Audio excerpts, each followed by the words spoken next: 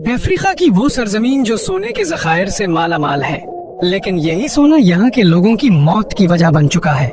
कुदरती वसाइल, सियासी ताकत, इख्तिदार के लालच और बैरूनी मफादात ने आज सूडान को गुर्बत और खाक का ढेर बना दिया है।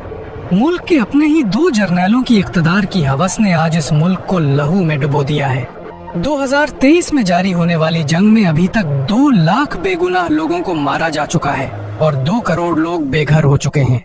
सूडान की जमीन के नीचे लाखों टन सोना, अरबों डॉलर के कुदरती जखायर दफन है, लेकिन जमीन के ऊपर गुर्बत और भूख के मारे लोग दिखाई देते हैं। पिछले 3 दिनों में इस जगह तारीख का अलमनाक इंसानी कत्ल हुआ है। यहाँ के शहर और बाजार किसी डरावने ख्वाब का मंजर पेश कर रहे हैं। बच्चों को माओं के सामने मारा जा रहा है और माओं को उनके बच्चों के सामने लटकाया जा रहा है। यहाँ की माओं और बहनों की इज्जतें लूटी जा रही हैं। आरएसएफ सूडान की बागी तंजीम है जो मुल्क से गैर कानूनी तरीके से सोना निकालकर यूएई को देती है। रैपिड सपोर्ट फोर्सेस को मुत्तहिदा अरब अमारात की खुली सपोर्ट हासिल है। यूएई सोने के बदले आरएसएफ को पैसा और असलहा देता है ताकि ये सूडान में फसाद बर्पा कर सके। सूडान में ये खाना जंगी और बगावतें पिछली कई दिहाइयों से सरगर्म हैं। 1989 में एक बगावत के जरिए उमर हसन अहमदुल बशीर सूडान के सदर बन गए और मुल्क के आर्मी चीफ भी खुद बन गए। ये शख्स मुसलसल 30 साल तक सूडान पर हुकूमत करता रहा। इस 30 साला दौर में लोग इंतहाई गुर्बत की जिंदगी गुजार रहे थे। उमर हसन एक करप्ट सदर था जिसने मुल्क की दौलत को लूटने के अलावा कुछ नहीं किया। 2013 में इसने अवामी दबाव और फौज के असर से अपनी एक जाती फौज बना ली जिसका नाम आरएसएफ, रैपिड सपोर्ट फोर्सेस रखा गया। 2021 में उमर हसन के खिलाफ मुल्क में एहतजाज शुरू हुए और तहरीकों के नतीजे में 2021 में उमर अल बशीर को सदर के ओहदे से हटा दिया गया। इसके बाद सूडान में अबूरी हुकूमत कायम हो गई। मुल्क की आधी हुकूमत आरएसएफ के पास चली गई और आधी हुकूमत आर्मी के पास आ गई, जिसके सरबराह का नाम जनरल अब्दुल फत्ताह है। लेकिन जल्द ही आरएसएफ की आधी हुकूमत का भी खात्मा हो गया। इसके बाद सूडान के आर्मी चीफ अब्दुल फत्ताह और आरएसएफ के सरबराह मोहम्मद हमदान के दरमियान मुल्क के इख्तिदार के लिए जंग शुरू हो गई। ये जंग सिर्फ मुल्की मादनियात और इख्तिदार की हवस की खातिर लड़ी जा रही है। 2021 के बाद आरएसएफ ने सूडान की तकरीबन 70% गोल्ड माइनिंग्स पर कब्जा कर लिया। प्रिपेयर्ड सपोर्ट फोर्सेस ने सोना निकालकर यूएई को बेचना शुरू कर दिया। यूएई सोने के बदले आरएसएफ को फंडिंग करता है। इसी फंडिंग को इस्तेमाल करके मुल्क के बेगुनाह शहरियों पर जुल्म किया जा रहा है। एक रिपोर्ट के मुताबिक आज सूडान के 2 करोड़ 45 लाख लोग शदीद ग़िज़ाई किल्लत का शिकार हैं। मुल्क में तेल, गैस, सोना सब कुछ मौजूद है, मगर इन मादनियात पर तो सूडान के जर्नैलों और हुक्मरानों ने अपने हाथ साफ कर रखे हैं और यूएई के साथ मुश्तरका हिस्सेदार बने फिरते हैं, जबकि यहाँ की आवाम गुर्बत की जिंदगी गुजार रही है। 2023 से जारी इस जंग में आरएसएफ ने मुल्क के सैकड़ों देहातों और कस्बों को खाक का ढेर बना दिया है। अब शहरियों को कत्ल किया जा रहा है, लूटमार सरेआम हो रही है। सूडान में छोटे बच्चों को उनके माँ बाप के सामने लटकाया जा रहा है। नौजवान औरतों की इज्जतें लूटी जा रही हैं। यहाँ जुल्म अपनी इंतहा को पहुँच चुका है। ये जंग अब शिद्दत इख्तियार कर चुकी है। ये मुल्क आज तकसीम के दहाने पर मौजूद है। सूडान आज इंतहाई खतरनाक मोड़ पर खड़ा है। आरएसएफ यानी रैपिड सपोर्ट फोर्सेस ने ऐलान कर दिया है कि उन्होंने सूडान के मगरबी शहर अल-फाशिर पर मुकम्मल कब्जा कर लिया है। अल-फाशिर वो आखिरी मकाम था जो अब तक सूडानी फौज यानी एसएएफ के कंट्रोल में था। अल-फाशिर शहर में होने वाली तबाही और मुजालिम ने इसराइली जारहियत को भी पीछे छोड़ दिया है। अल-फाशिर शहर से छोटे बच्चों के बेदर्दी से कत्ल की वीडियोज आ रही हैं।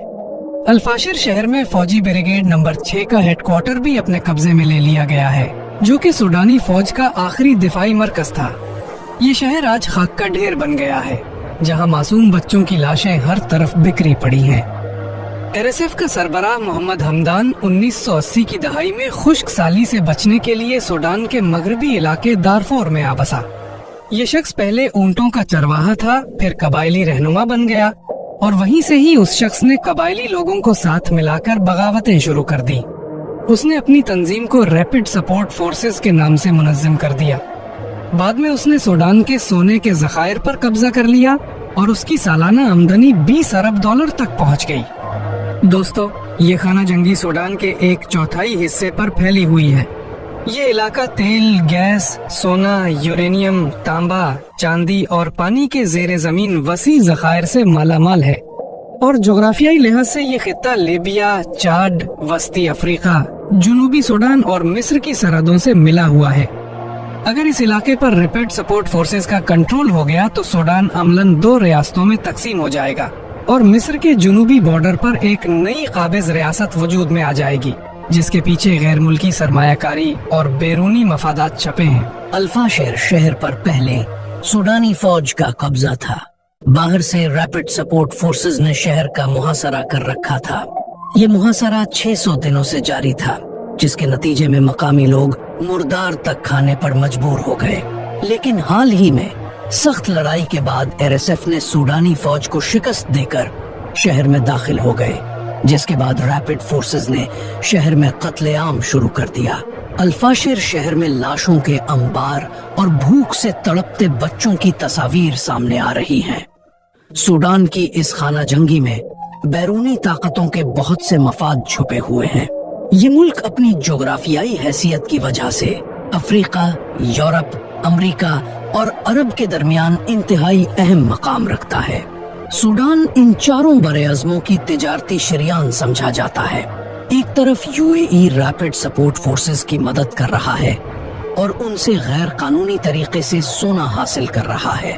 اسی وجہ سے سوڈانی حکومت عالمی عدالت میں UAE کے خلاف مقدمہ کروا چکی ہے۔ UAE کی دلچسپی سوڈان میں سونے کی کانوں، زرعی زمینوں اور بحری بندرگاہوں میں ہے۔ اماراتی کمپنیاں دارفور، الفاشر اور دوسرے سوڈانی علاقوں سے سونا غیر قانونی طریقے سے برآمد کرتی ہیں، جس کے بدلے میں RSF کو اسلحہ اور مالی مدد ملتی ہے۔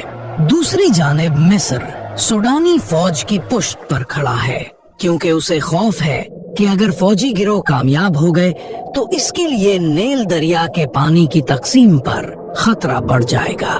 ایک طرف سعودی عرب بظاہر ثالثی کی کوششوں میں مصروف ہے، مگر دوسری طرف وہ بھی چاہتا ہے کہ سوڈان میں ایسا سیاسی نظام قائم ہو جو سعودی عرب کے تابع ہو۔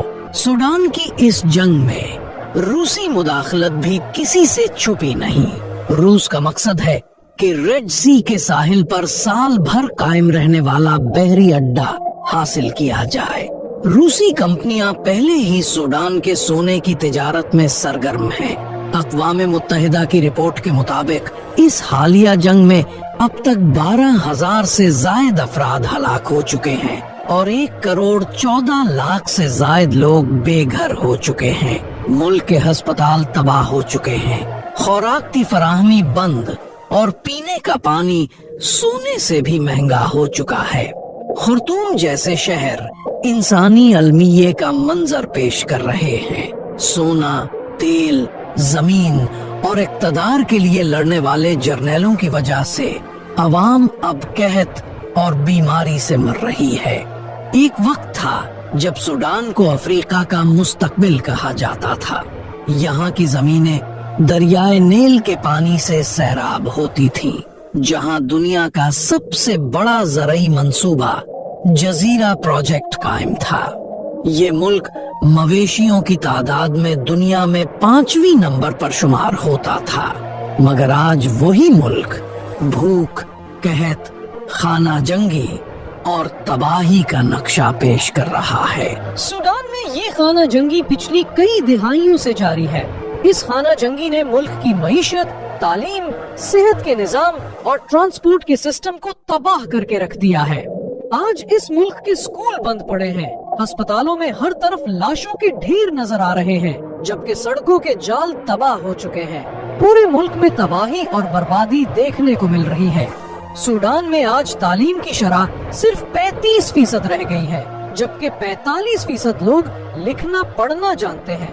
مشہور ترین دریا دریائے نیل بھی سوڈان سے گزرتا ہے، جو کہ دارالحکومت خرطوم کے ساتھ بہتا ہے۔ سوڈان کا تقریباً 70% حصہ میدانوں، پہاڑوں اور زرعی زمینوں پر مشتمل ہے۔ ملک میں لاکھوں ایکڑ رقبے پر کھجوروں کے باغات موجود ہیں۔ چونکہ سوڈان ایک صحرائی اور پہاڑی ملک ہے، اس لیے ملک کا موسم انتہائی گرم رہتا ہے۔ موسم گرما میں درجہ حرارت اکثر 50 ڈگری سینٹی گریڈ تک